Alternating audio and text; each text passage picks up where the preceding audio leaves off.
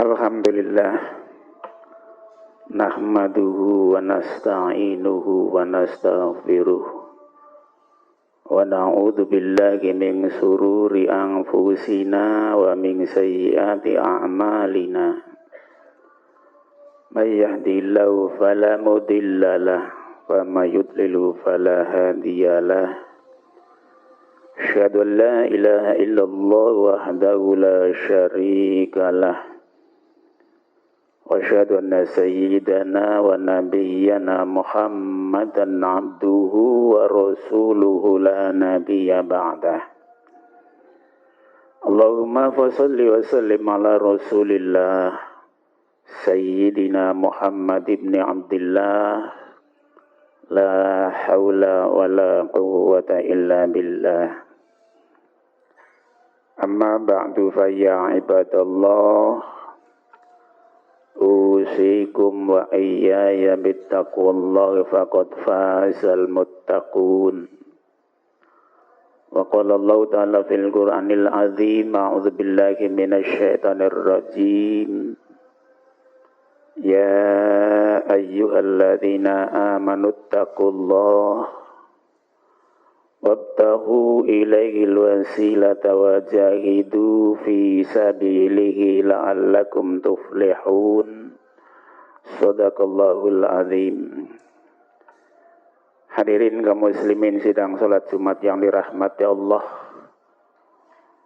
Sembah sujud serta syukur hanya kepada Allah kami haturkan atas limpahan rahmat, nikmat, hidayah dan inayahnya, sehingga dalam kesempatan siang hari ini alhamdulillah kita masih diberi kekuatan, kesempatan, kesehatan sehingga mampu memenuhi seruannya, panggilannya dalam rangka melaksanakan sholat fardu Jumat. Tentu kita semua berharap semoga maliyah kita, ubudiyah kita bukan saja yang wajib termasuk di dalamnya yang sunnah, sekecil apapun senantiasa mendapatkan ridho dari Allah dan pahala yang berlipat ganda. Salawat serta salam semoga senantiasa tercurah pada Nabi besar Muhammad sallallahu alaihi wasallam dan segenap keluarganya, para sahabatnya, serta umatnya yang tetap setia, tetap istiqomah mengikuti syariat-syariatnya dan melaksanakan sunnah-sunnahnya. Jemaah yang dirahmati Allah, selanjutnya mari kita tingkatkan kualitas iman dan takwa kita pada Allah Subhanahu wa ta'ala. Tentu iman dan takwa yang sesungguhnya yaitu melaksanakan perintah Allah meski terkadang berat dirasakan, dan juga menjauhi segala larangan-larangannya. Hal yang demikian kita lakukan jika kita semua mengharapkan kemuliaan, kebahagiaan yang hakiki dan abadi di sisi Allah Subhanahu wa ta'ala. Jemaah yang dirahmati Allah, ketika kita berbicara soal iman, itu persoalan yang sangat mudah, yang sangat gampang. Siapapun bisa mengatakan itu, karena kalimatnya sangat singkat dan sangat pendek. Bukan saja mudah dikenal, tapi mudah dihafal juga, sekedar pernyataan iman. Tapi untuk mewujudkan iman itu sendiri dalam perilaku kita hidup sehari-hari sebagai orang yang beriman, ternyata tidaklah semudah membalikan kedua telapak tangan. Butuh kesungguhan, butuh keseriusan, butuh perjuangan bahkan pengorbanan untuk mempertahankan iman. Apalagi jika terus dikejar dengan godaan-godaan, rayuan-rayuan yang menggiurkan, dan seolah-olah itu yang akan membawa kita mencapai kebahagiaan, padahal di balik itu kesengsaraan. Itulah jamaah yang dirahmati Allah. Lalu apa sih kita harus mampu mendefinisikan iman? Yang pertama, at-tasdiqu bil jinan, menanamkan dalam hati setiap kebenaran yang kita yakini. Jangan sampai lepas. Kita pastikan bersarang di hati, terpatri, tidak lepas, tidak goyah, tidak rapuh, tidak mudah dibawa arus. Karena bagaimanapun hati inilah controlling aktivitas hidup kita. Karena hati merupakan kontak tenaga penggerak setiap aktivitas kita. Setiap amaliyah sentralnya hati. Kalau hatinya baik, semua amaliyah menjanjikan. Dan itu baik. Tapi ketika hati kita tidak baik, keyakinan kita tidak baik, maka semuanya akan rusak. Itu yang Nabi katakan dalam hadisnya. Apa kata Nabi? Inna fil jasadi mudghah, fa idza saluhat salahal jasadu kulluh, fa idza fasadat fasadal jasadu kulluh. Ala wa hiya al-qalb. Sesungguhnya di dalam tubuh kita, jasad kita itu terdapat segumpal darah atau sekerat daging. Yang manakala segumpal darah atau sekerat daging yang ada pada tubuh kita itu baik, maka akan baik seluruh tubuh kita. Baik keyakinannya, baik ucapannya, baik perilakunya, baik sorot matanya, semuanya baik. Kalau hatinya sudah baik, ibadah kita baik. Ibadah kita tidak pernah akan sampai ke hadirat Allah Subhanahu wa taala sebanyak apapun tanpa hati yang baik, yaitu ikhlas. Itu sebabnya Allah menginformasikan kepada kita, wa ma umiru illa liya'budullaha mukhlishina lahuddin. Kata Allah, saya tidak pernah memerintahkan kalian semua, menganjurkan kepada kalian semua untuk beribadah kepadaku, untuk menyembah kepadaku. Sama sekali saya tidak pernah menyerukan, tidak pernah memerintahkan untuk beribadah kepadaku. Kecuali jika dilaksanakannya dengan hati yang tulus dan ikhlas. Inilah yang menentukan. Amaliyah kita, sedekah kita, salat kita. Hanya hati yang akan mengantarkan bahwa itu baik atau tidak. Sampai ke hadirat Allah atau tidak. Itulah hati. Yang kedua, kata Nabi, wanutku bil lisan. Mampu menyampaikan dengan lisan kita. Mampu mengungkapkan kebaikan. Orang yang beriman tidak boleh diam, tidak boleh bungkam ketika melihat kemungkaran. Kita harus bicara, kita kasih tahu. Tapi tentu agar itu tidak menimbulkan fitnah, kita punya cara untuk menyampaikannya. Itulah jemaah yang dirahmati Allah. Kita tidak boleh membiarkan kemungkaran. Dan kita juga harus menyampaikan kebaikan. Qulil haqqo walau kana murran. Sampaikan sesuatu yang hak itu, meskipun pahit ketir, meskipun penuh risiko, meskipun ada konsekuensinya. Ketika itu kebaikan yang harus kita sampaikan, sampaikan. Jangan bungkam, jangan diam. Nabi katakan siapa orang membiarkan kemungkaran, tidak mau menyampaikannya, maka orang tersebut laksana setan-setan bisu. Itu derajatnya seperti setan, kata Nabi. Hanya saja kalian tuh diam, berarti setan bisu. Sholat sejajar. Kita harus menyampaikan, tentu ada caranya. Nggak boleh kasar. Nggak boleh memaki dalam menyampaikan kebaikan. Yang bijak, yang arif, yang lembut. Itulah yang disampaikan oleh Nabiullah Musa dan Nabiullah Harun kepada Fir'aun. Dan itu atas bimbingan Allah. Apa kata Allah? Ketika Allah mengutus Nabi Harun dan Nabi Musa dan Nabi Harun untuk menghadap pada Fir'aun, Allah berfirman, idhaba ila fir'auna. Pergilah kamu wahai Musa dan Harun menghadap pada Fir'aun. Faqula, dan ngomonglah kalian berdua, qaulan layyinan la'allahu yatadzakkaru ayyakhsha. Dengan omongan yang lemah lembut, yang ramah, yang halus, yang sopan. Itu perintah Allah kepada Nabi Musa dan Nabi Harun. Padahal Nabi Musa dan Nabi Harun ketika itu manusia terbaik sejagat. Gak ada duanya. Hanya mereka berdua. Itu Nabi Musa dan Nabi Harun. Sementara yang harus dikasih tahu oleh Musa dan Harun itu Fir'aun, orang yang paling biadab. Dan itu sejagat orang itu. Gak ada dua yang paling buruk.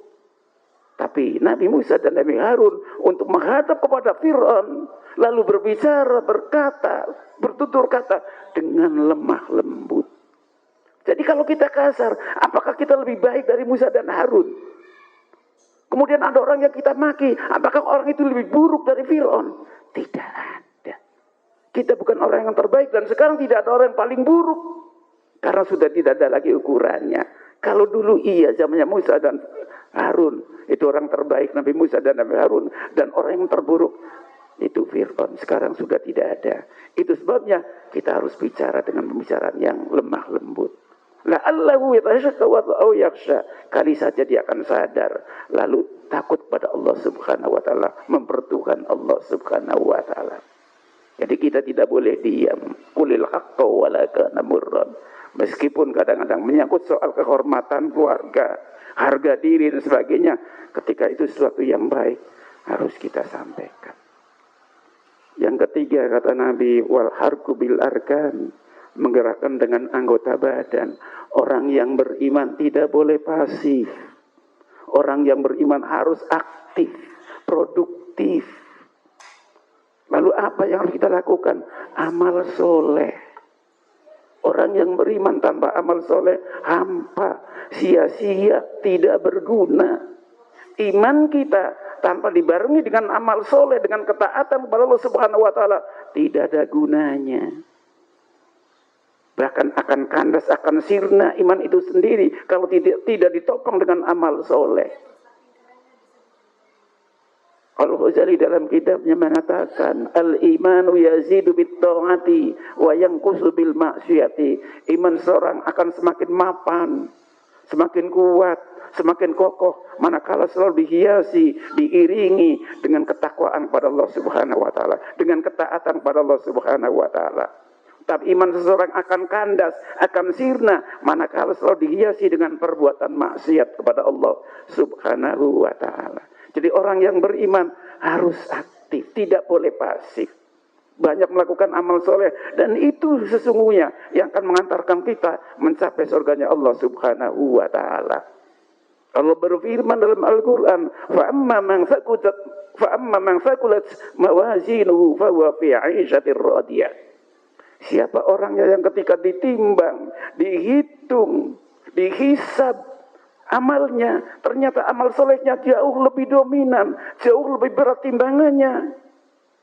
Maka Allah katakan, wa huwa fi 'ishatir radiyah. Dia akan mendapatkan kehidupan yang memuaskan, kehidupan yang sempurna karena mendapat ridho dari Allah Subhanahu wa taala. Lalu apa yang menentukan sesungguhnya? Amal solehnya.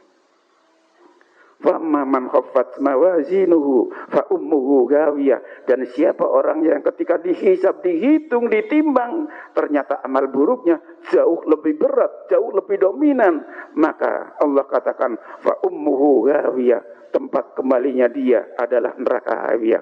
Apa tuh neraka hawiyah? Narun hamiyah, neraka yang paling panas. Itulah jamaah yang dirahmati Allah. Kita tidak cukup hanya membangga-banggakan iman tanpa aktivitas, tanpa amaliyah. Jadi yang menentukan iman, produktif atau tidak, subur atau tidak, mampu mengantarkan kita mencapai ridhonya Allah atau tidak, tergantung amaliyahnya, tergantung produktivitas kita, tergantung aktivitas kita yang akan menentukan sebagai orang yang beriman. Mudah-mudahan Allah senantiasa memberikan kekuatan kepada kita, lahir dan batin, agar kita betul-betul menjadi orang yang beriman dan mukmin sejati, yaitu orang-orang yang senantiasa mendapatkan petunjuk dan hidayah dari Allah Subhanahu wa taala, serta mendapatkan kekuatan dari Allah Subhanahu wa taala untuk mengawal, menjaga iman itu sendiri yang diharapkan pada saatnya akan mengantarkan kita mencapai ridha Allah Subhanahu wa taala.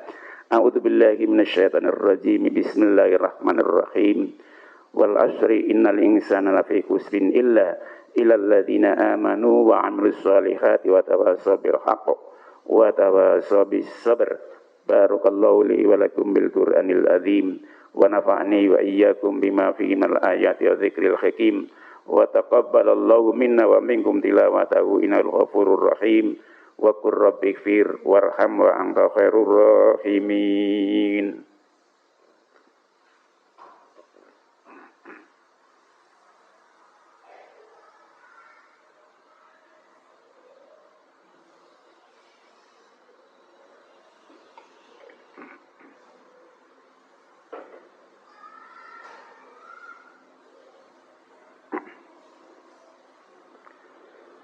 Alhamdulillah hamdan katsiran kama amar.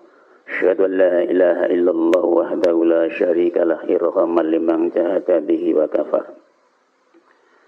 Wa asyhadu anna sayyidana wa nabiyyana Muhammadan abduhu wa rasuluhu sayyidul khalaiqal bashar. Allahumma shalli wa sallim wa barik ala sayyidina Muhammadin wa ala alihi wa sahbihi wa sallama tasliman katsira. Amma ba'du fa ya ayyuhal muslimuna rahimakumullah. Ittaqullaha wal khairati wajtanibu anis sayyi'at. Innallaha wa malaikatahu yusalluna 'alan nabi. Ya ayyuhalladzina amanu sallu 'alaihi wa sallimu taslima. Fajibu la ibadal madakum wa sallu wa sallimu 'ala man biladakum. Allahumma salli wa sallim wa barik ala sayyidina Muhammadin wa ala alihi wa sahbihi ajma'in wa la tabi'ina warda anna mahum bi rahmatika ya arhamar rahimin. Allahumma fir lil mu'minina wal mu'minat wal muslimina wal muslimat al-ahya'i minhum wal amwat innaka sami'un qaribun mujibud da'awat ya qadiyal hajat. Rabbana ighfir lana wa li ikhwanina alladhina sabaquna bil iman ولا تجعل في قلوبنا غلا للذين آمنوا ربنا إنك رؤوف رحيم. اللهم سلمنا وسلم أولادنا وزواجنا ووالدينا وأهلنا من آفات الدنيا والآخرة وفتنتهما. ربنا آتنا في الدنيا حسنة وفي الآخرة حسنة وقنا عذاب النار وادخلنا الجنة مع الأبرار يا عزيز يا غفار يا رب العالمين والحمد لله رب العالمين. عباد الله إن الله يأمر بالعدل والإحسان وإيتاء ذي القربى وينهى عن الفحشاء والمنكر والبغي يعظكم لعلكم تذكرون فاذكروا الله العظيم يذكركم واسألوه من فضله يؤتكم ولذكر الله أكبر. أقيموا الصلاة.